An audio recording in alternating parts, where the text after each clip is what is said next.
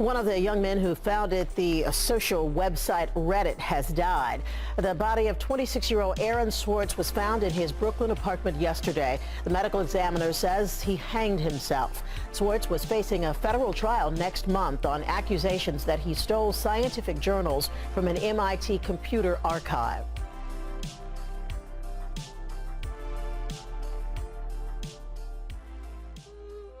The game has and always will be rigged, but we the people can expose the holes. We can make the main players rigged. The main players hide in plain sights, for they think we can't see their loopholes, for we are the people of bits and bytes. This is Occupy Wall Street 2.0, for the small man and the big man go toe to toe, for data wants to be free, and that should be our rights. But the main players always want to start the fights.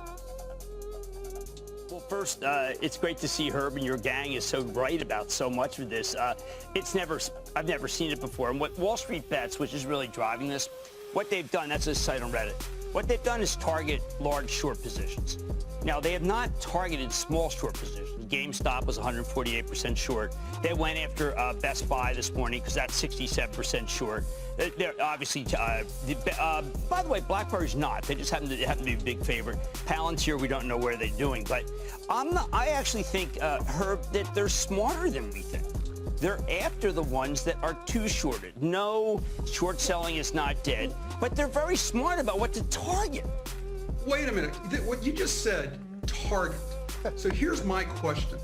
How is it that they can target, and that's legal, and if there was, in the old days, a bear raid, that was illegal? When does this become manipulation, Jim? It's such a tough question because remember, what's manipulation? How about... Suffice it to say, they were betting the stock would fail. But now that the stock isn't failing, and it's not at $4 and it's at 300, well, right now I think it's like 200 and something, they're set to lose $1 billion. And 5,000 firms are set to lose $70.87 billion. Amazing. A transfer of wealth from Wall Street to Main Street, Michael Bloomberg's outlet. But they said, good morning. A stock market insurrection goes global. The EU is a falling out with AstraZeneca and the U.S. tech titans disappoint. Here's what's moving the markets. A stock market insurrection. Someone on Bloomberg said the GameStop thing is, and I quote, as bad as the Capitol riots, I almost spit my effing drink out. It is. To them. Hashtag GameStonk is trending. Stonk, of course, being a meme for stocks. It's the revolution, baby, and it is happening. Check this out. Let the people trade. Reoccupy Wall Street. Sunday, January 31st at noon, Zuccotti Park. It's not even been 10 years, my friends. And we have a legit call for another occupation of Zuccotti Park. Well, New York's in lockdown. Good luck. I'm not confident, but the New York Young Republican Club. Let me just stress that for you. The New York Young Republicans are calling for Occupy Wall Street to come back. This is the GameStop rebellion, my friends. This is what it is. And everybody's on board, left to right. And we begin tonight with Wall Street rallies, the one on the stock exchange and the others out on the streets. The Dow closed up 330 points today, or 3%, continuing a run-up that began last week. At the same time, a new report says Americans are seeing their incomes fall even more rapidly than during the recession.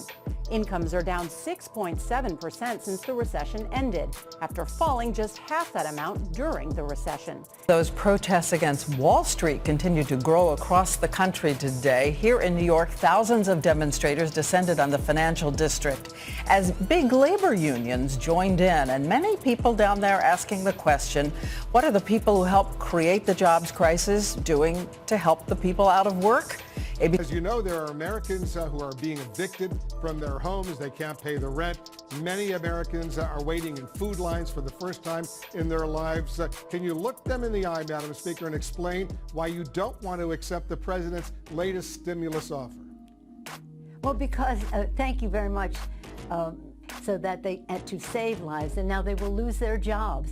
because But they Mitch really, McConnell they says really, let the states go bankrupt. Excuse me for let interrupting, the states go bankrupt. Madam Speaker, but they really need the money right now, and even members of, I your own, understand that, but but even if members you of ask your me a own caucus, question, even the members of your own caucus, Madam Speaker, want to accept this deal, $1.8 trillion. Congressman Rogan, for example. Well, let me just. Wait a sec. Speaker Pelosi, what have you found? What are you going to share with us from your home? Chocolate. Really? It's not going to be everything you want, not going to be everything I want, but there are so many Americans right now who are in desperate need. Let's make a deal. What makes me amused, if it weren't so sad, chocolate. Really? Chocolate is how you all think that you know more about the suffering of the American people than those of us who are elected by them to represent them at that table.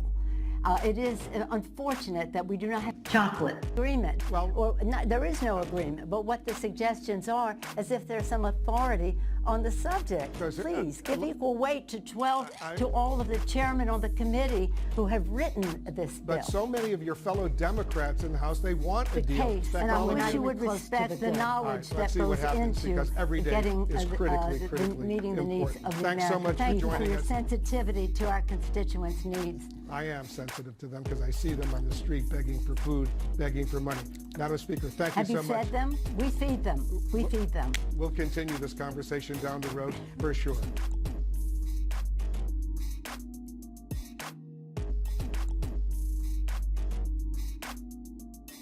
Chocolate. Really? Chocolate. For Sparrow Kennedy, it's higher taxes on the top 1% of earners to the benefit of the other 99. I'm not saying let's make these people less wealthy, but I'm saying let's use a little of this wealth to give people the basic necessities: food, clothing, and shelter. Younger protesters here argue their movement is still in its infancy. They're not following someone else's schedule to define themselves. But older demonstrators who lived through the 60s sense further delay could risk their momentum. Is that as a result of the greed, the recklessness, and the illegal behavior on Wall Street, we were plunged into this horrendous recession we're currently in. You agree with that assessment? Did Wall Street's greed and recklessness cause this recession that led to so many people losing their jobs? It had excessive risk-taking on Wall Street, had a lot to do with it, and so did some failures on the part of regulators. And he runs in or whatever. Ja Rule tweeting, yo, this is an effing crime what Robinhood app is doing. Do not sell. Hold the line. WTF. You saw my earlier segment? Ladies and gentlemen, this is the GameStop rebellion. It is massive. And I am confused when I see so many people on Twitter tweeting about other things. When I see so many stories popping up about other things. I'll tell you what else I don't like. Seeing a lot of people trying to manipulate this like, oh, maybe you should buy this stock or that stock, or maybe you should buy this thing. I'm like, yeah, you're trying to distract people because something truly profound is happening. A spike through the system, penetrating the armor of a corrupt establishment machine. The goal, in my opinion, of what Robinhood did by stopping the ability to buy, but not the ability to sell, means who are you selling to if not users on Robinhood? That's right. Robinhood says democratizing trading, right? No. The little people can't buy. Only people on other platforms, only the funds, only the firms, they can buy. They have direct access. They cut us off. They cut the people off. Oh, we can sell. And we can see our shares drop in value and watch, and we can't buy the dip like the big companies do. The GameStop rebellion continues. My friends, you are witnessing history. The people are rising up in the only way they can, and the only way they know how right now to actually make some change. Challenging the billionaires, but the machine is fighting back. Desperate to stave off billions of dollars in losses, they're colluding in the open with big tech firms to restrict the ability of the little guy to buy stock, but they'll let you sell so the stock crumbles. Right now, the latest reporting is coming from Reuters. Losses on short positions in U.S. firms top $70 billion. $70 billion. Oh, the pain's coming. They're rigging the game. They're trying to stop the people. But I don't think it's going to work. The shills are still out and about, however. Those trying to distract us from what's going on. Those pushing rage bait garbage issues, distracting everyone from what's really going on right now. Just give me your take on what you're at least aware of right now and whether there is a place for the regulators to potentially step in. Oh, good morning, and thanks for having me. I'm sure that the regulators have already stepped into this situation. These are the kinds of places where the SEC, FINRA, and the exchanges all come together very quickly to watch this and watch it very carefully, because there is so much speculation, there's so much up and down in pricing that there's huge potential for people to get hurt. So you can be assured that they're doing that as we speak. With all due respect, and you know we've known each other a long time, you really don't know what you're talking about. You tweet a lot. I use my tweets to express myself. Some people use their hair. I use Twitter. Well, but you use your tweeting to kind of get back at critics. Rarely. You kind of have little wars with the press. Twitter is a war zone. If somebody's going to jump in the war zone, it's like, okay, you're in the arena. Let's go.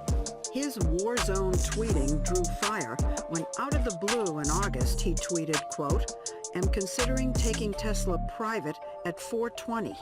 Funding secured." The SEC disputed that claim and charged him with securities fraud. Tom, how do they approach sort of the open nature of this? This is not people leveraging their influence or their connections. It's simply leveraging social media. Do you think there are existing laws in place that will help regulators put a ring fence around these dislocations? Absolutely. They've put a ring around this kind of behavior for a long time. This is not the first time you've seen a speculative bubble. This is just the latest time that you've seen this. You've got a huge short interest here. You've got what's sort of unusual here is you seem to have a lot of popular interest from people who are interested in GameStop, but there are guardrails that the regulators have put in place. There's the fraud statutes. If you're not telling the truth, if you're doing something deceptive, if you're doing something that's manipulative, they'll step in. There are other guardrails that stop the trading so that everything keeps up to date, so everybody's trades are getting registered. But what they don't do is they don't stop the speculation. That's been a subject of conversation in the securities markets, the fraud market, the futures markets for years. But speculators give liquidity to these markets. When it gets out of control like this, it can be very disruptive, and a lot of people can get hurt. A lot of hedge funds have been bailing out of their positions here. A lot of them are going to have problems covering their short positions, and that will cause the regulators some heartburn. But there's a very clear set of regulations here, a very clear set of guardrails that the regulators are watching, and be assured they're looking at those guardrails. They're also looking at social media to try to tie that up to the trades. And the SEC in particular is very good at doing that. If a tweet had a probability of causing a movement in the stock. And that's it. Yeah, I mean, otherwise it's hello, First Amendment. Freedom of speech is fundamental. But how do they know if it's going to move the market if they're not reading all of them before you send them? Well, I guess we might make some mistakes. Who knows? Are you serious? Nobody's perfect.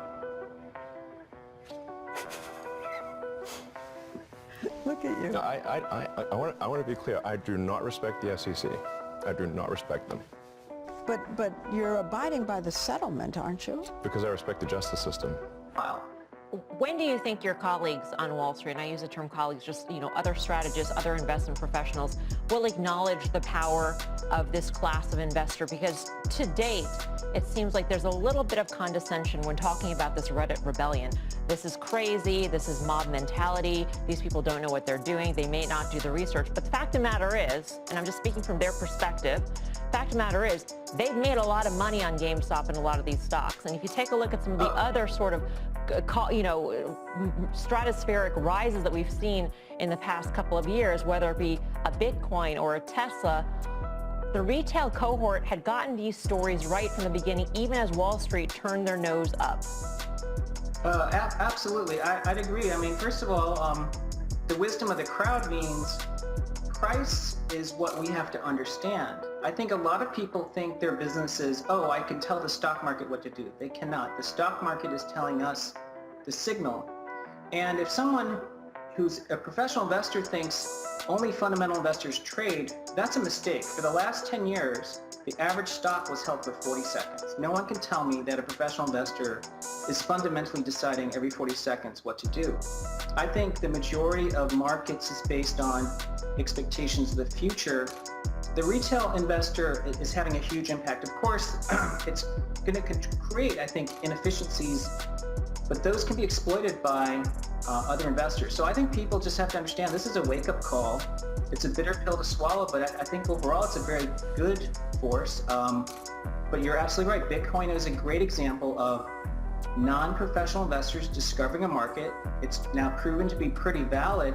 And what are we seeing this year? Institutional investors are buying this hand over fist in huge amounts.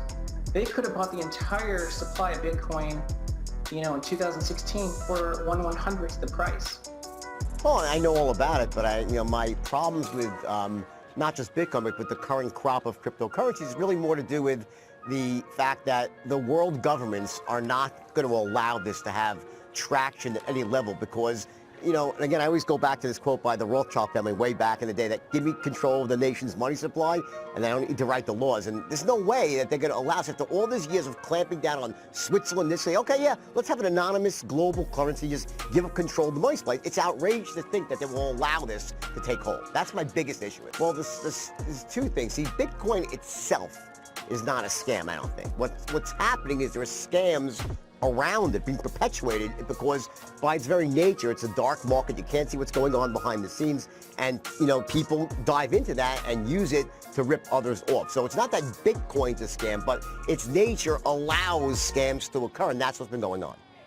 So it might even be better off for Bitcoin in the long run for the SEC to step in, as they've done in terms of cleaning up the chat rooms for penny stocks, et cetera.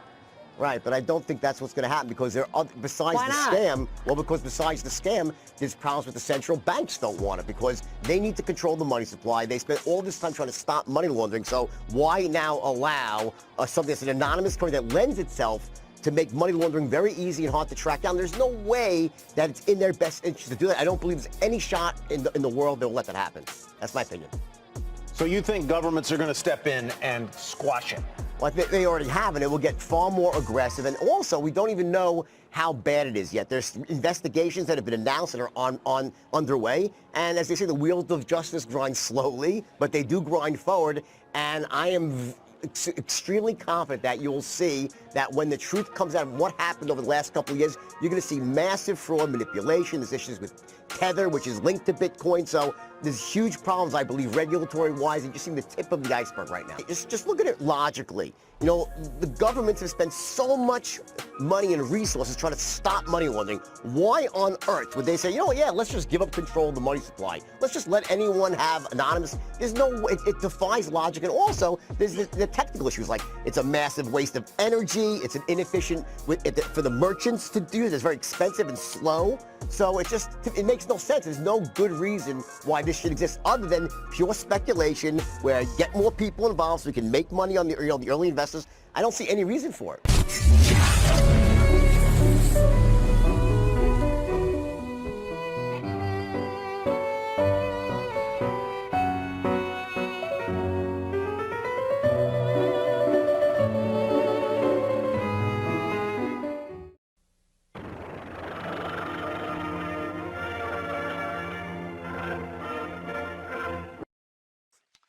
The field you have been selected to study is highly volatile and potentially dangerous.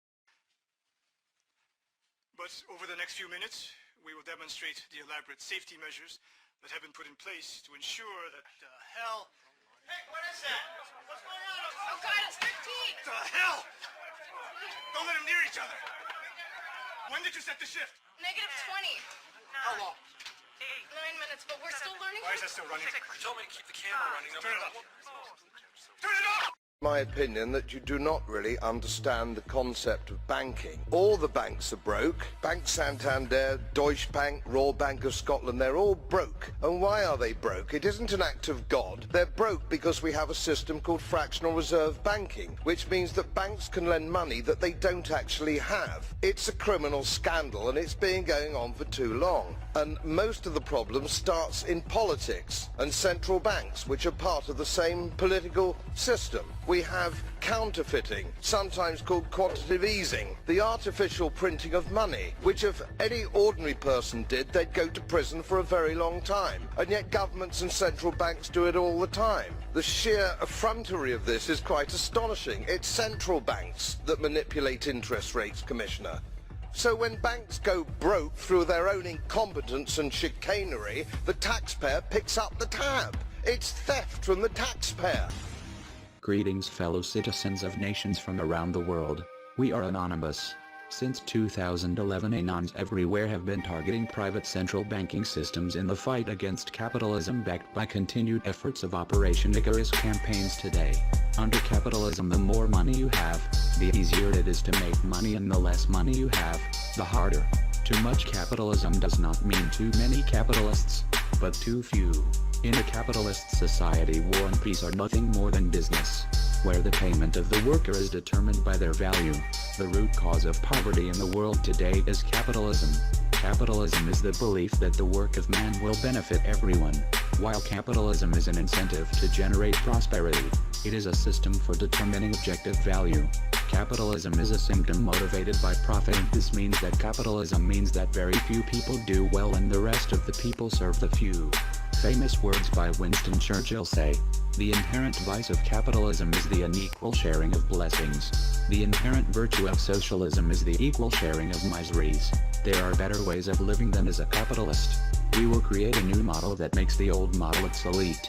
Together we will bring down organizations that participate in control of large populations and the privatization of profit. Privatization cannot become a public benefit no matter how great the benefits, because capitalism offers you freedom but instead enslaves you.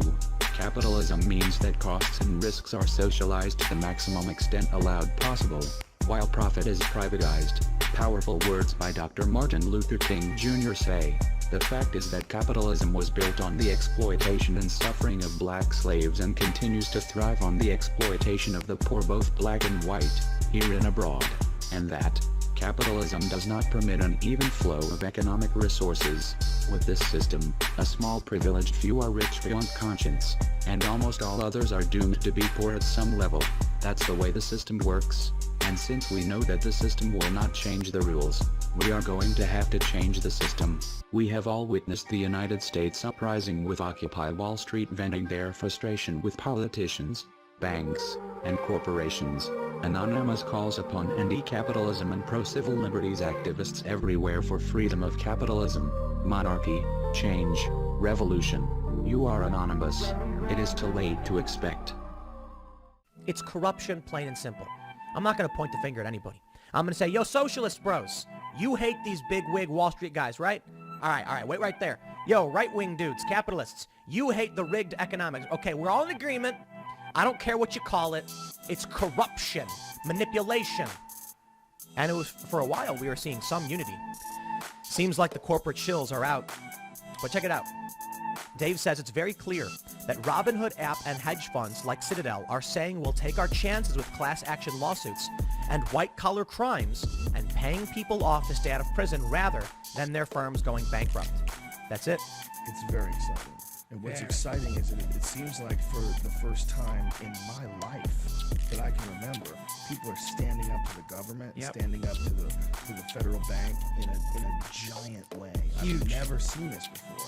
I've never seen just droves of people in the streets sleeping there, staying there, cops losing their fucking shit, man. And it's gotten to a point where if the economy doesn't improve and these people don't have to go back to work, well, what the fuck is going to stop them from escalating? This is a different feeling. This has an overthrow the government feel to it. This is the beginning of something huge. Right. This is not just what it looked like. You know, what it looked like was like one of them fucking Glenn Beck rallies that just got real long, because it's growing. Right now, they're saying that every day at Occupy Wall Street in New York, it's a bigger and bigger crowd. Every day. People are coming from all over the world to participate in it. Somebody had a good point about Occupy Wall Street. They said all we need is 1 or 2 bounce checks and the cops are with us. Yeah. And that's so true, because the cops are with us. You know, it's the cops are not fucking bankers. The idea that you can get the cops to act as protectors for these cocksuckers is really dark. It's really dark when you think about it. that it could even be steered in that direction. We certainly need something different than now. And you keep saying like as if there's a leader, if there's one person that's going to pull it off. And I keep saying that I think that's one of the coolest things about this whole Occupy Wall Street thing is because I don't think there's a fucking leader. You know, there's no leader. You can't arrest one person and then the whole thing shuts down. There's not one figurehead. There's not one voice. That's the beautiful thing. This is a hive mind conclusion. It's way better this way. Your idea sucks. But they're saying we have to do something. That's what they're saying. They're right. You know, they're right. The system is completely fucked up. It doesn't work. The human race and the way it deals with the environment and the resources is like people that are living in a 10-story building. And every day you go down to the first floor and you pull a couple bricks out. And then you get on the roof and you start building another floor. That's amazing. It's okay for now, but we all know that eventually it's going to fall apart. It's got to be a way more simple system than the system we have now because there's too much room to fuck with it. There's too much room for shenanigans, you know? It doesn't have to be the system we operate under. Imagine trying to run the United States of America, the military-industrial complex and its deep roots into the financial system and the CIA and the NSA and, you know, the fact that the CIA is essentially a shadow government, a government inside the government that does everything, including murder people. Yep. That would be like saying, here, clean out Ted Bundy's car and you can drive it. Ron Paul had this one brilliant thing that he said that everybody says that really pays attention to human history. He said, this is exactly how every single empire has fallen. They try to spread themselves out too thin, and eventually it all comes crumbling down. What is this going to accomplish? That's the real question. That's why it's so exciting to me, because this is a period of uncertainty. You know, it's really obvious that people are pissed off. It's really obvious that the cat is out of the bag. Everyone knows this is a corrupt system. It's horribly corrupt. The Congress is corrupt. Congress is bought and paid for. The president is bought and paid for. Everyone's bought and paid for, and no one's doing anything to stop any of this fucking hoarding that's going on. The only way to do that in our world right now, the thing that makes the most sense to me is the internet, because the internet is the way that everybody has a fair shot at communicating who they are. It has to be an internet-based system. We have to have a system of government that's through the internet, because through the internet people can really communicate. You can have civilizations and you can have communities on the internet. I have a community, but I think the idea that we can run the world through the internet is eventually going to be some sort of a reality.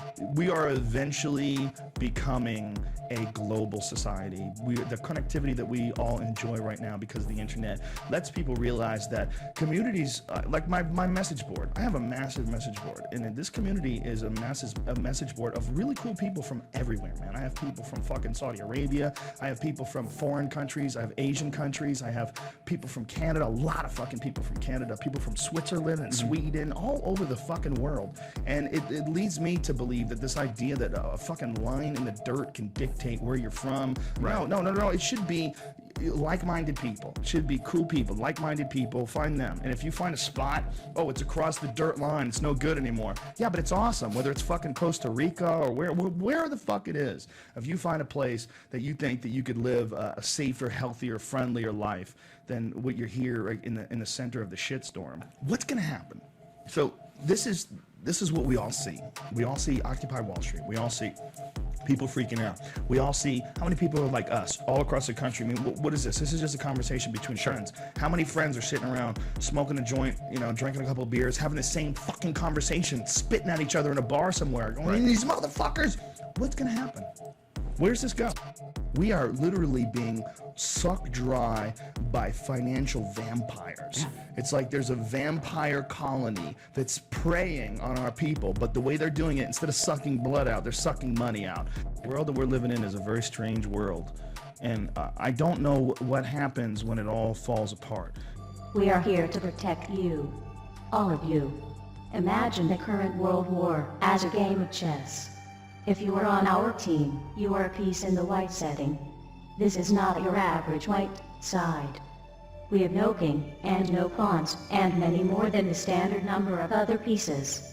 Imagine the global Occupy movement are the knights, using asymmetrical tactics to strike where unexpected and most effective. Imagine the various hacktivist sects are the rooks, powering through cyberspace to annihilate anything in their focused path. Imagine either sect are the bishops, the spiritual guides, and unifying force, bringing the love and loads to the entire sphere of existence. Do you feel that heartbeat? Together, the entire setting is the queen, the embodiment of the whole setting's power. This queen is an idea. We cannot be checkmated because we have no king. We will not fall to the dooms of tyranny because we do not believe in bonds. To put it simply, this is Operation Evolving People Over Current Hostilities. Revolution is a phrase to describe the passage from one petty tyranny to another. This is evolution. We are building a world without fear. A world of love. A world of abundance without zero-sum thought or exploitation of humanity. Not only for us or our children, but for our children's children who will be unpoisoned by this unnatural time.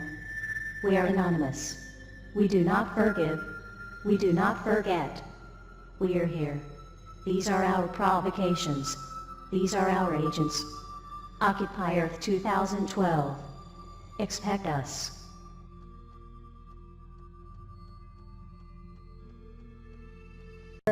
These are incredibly difficult times right now, and we'll leave it on that note. Thank you so much for joining us. Wall Street. That you are not right in this, Wolf, and I hate to say that to you.